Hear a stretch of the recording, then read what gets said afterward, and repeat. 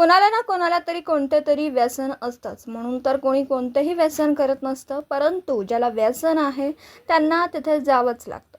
विटा शहरातील एका बारमध्ये बार मालकाने चक्क मोलमजुरी करून व दैनंदिन मोलमजुरी करणारे विटा शहरातील 2 तरुण गौरव ढेपे व त्याचा मित्र अनिकेत भिंगारदेवे हे बारमध्ये दारू पीत बसले होते. त्यावेळी गौरव ढेपे या तरुणाच्या हातातून बारमध्ये दारू पिताना ग्लास खाली पडून फुटली. त्यामुळे संताप झालेला बार मालक संदीप यमगर याने हातामध्ये दांडके घेऊन गौरव यास मारून हॉटेलच्या बाहेर काढलं. यामध्ये गौरवच्या दोनही पायाच्या लवणीत दांडक्याने मारल्याने गौरव हा गंभीर जखमी झाला. तसेच त्याच्या उजव्या हाताच्या दंडास मार लागल्यामुळे दंडाचे हाडही मोडले.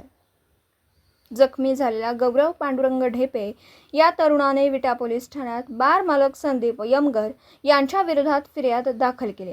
या फिर्यादीवरून विटा पोलीस ठाण्यात सदर यमगर यांच्या विरोधात गुन्हा दाखल करण्यात आला. पुढील तपास विटा पोलीस करीत आहेत. दिवसभरातील घडामोडींचा आढावा घेण्यासाठी पाहत रहा N24 मराठी न्यूज चॅनल.